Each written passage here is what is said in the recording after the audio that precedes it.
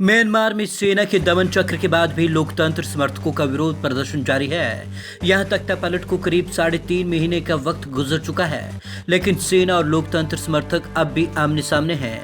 इस बीच म्यांमार में सैन्य तख्तापलट के बाद गृह युद्ध जैसे हालात हो गए हैं। कई हथियारबंद विद्रोही गुट अब सेना पर हमले करने लगे हैं। ब्यूटी क्वीन ने की सेना के खिलाफ बगावत।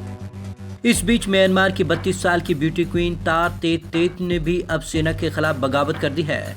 वह भी अब सेना के खिलाफ जंग में स्थानीय समूहों के साथ जुड़ गई हैं। 2013 में पहले Miss Grand International beauty pageant में म्यांमार का प्रतिनिधित्व करने वाली तार तेत तेत ने असाल्ट राइफल के साथ अपनी तस्वीरें ट्वीट की।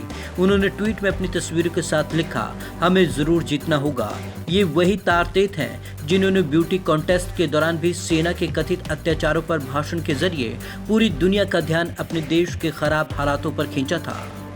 मैं अपना जीवन भी बलिदान करने के लिए तैयार हूं।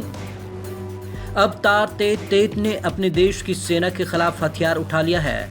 उन्होंने कहा कि वो तब तक लड़ती रहेंगी जब तक लड़ सकेंगी। उन्हें जान की कोई परवाह नहीं है। उन्होंने लिखा, एक बार फिर से लड़ने का समय वापस आ गया है।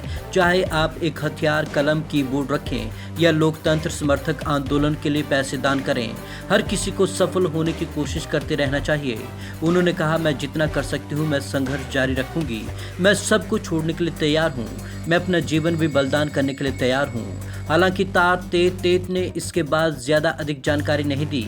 माना जा रहा है कि उनके अपील के बाद सेना के खिलाफ लड़ाई में काफी लोग स्थानीय समूहों से जुड़ सकते हैं। तार तेत तेत ने 8 साल पहले 60 प्रतियोगियों को पीछे छोड़ते हुए खिताब अपने नाम किया था। फिलहाल वह जिम्नास्टिक की ट्रेनिंग देती हैं। म्यांमार में अब तक कम से कम 782 लोग मारे गए। तार तेत ने लिखा कि क्रांति सेब की तरह से नहीं है जो तैयार होने के बाद गिर जाता है। उन्होंने कहा, हमें निश्चित रूप से जीतना होगा। बता दें कि म्यांमार में गृह युद्ध जैसे हालात हो गए हैं। संयुक्त राष्ट्र के मुताबिक 10 मई तक कम से कम 782 लोग मारे जा चुके हैं। म्यांमार के सुरक्षा बल लगातार अपनी ही जनता का कत्लेआम कर रहे हैं। दुनिया भर की चिंता के बाद भी म्यांमार की सेना क्रूर दमन जारी है। म्यांमार में इस जंग जैसे हालात के बीच हजारों लोग पड़ोसी देशों थाईलैंड और बांग्लादेश की ओर भाग गए हैं। म्यांमार में सैन्य शासन जुंटा प्रमुख ने आंग सान सू की निर्वाचित सरकार को अपदस्थ कर सैन्य तख्तापलट करने के लिए उचित ठहराया है। जुंटा प्रमुख ने कहा कि सेना किसी भी कीमत पर विरोध प्रदर्शनों को बर्दाश्त नहीं करेगी। आंग सान सू की जेल में म्यांमार में क्या चाहती है सेना।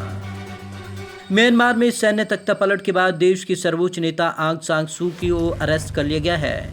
म्यांमार की सेना के शीर्ष सैन्य commander senior general Ming on lying देश की सत्ता चला रहे हैं। जनरल मिंग रिटायरमेंट के कगार पर हैं और विश्लेषकों का मानना है कि वह 1 साल बाद होने वाले राष्ट्रपति चुनाव में ताल ठोक सकते हैं। सेना ने यह कहकर तख्तापलट को सही ठहराया कि सरकार चुनाव में धोखाधड़ी और उसके दावों पर कार्रवाई करने में नाकाम रही है। Bureau report, Punjab Kesari TV.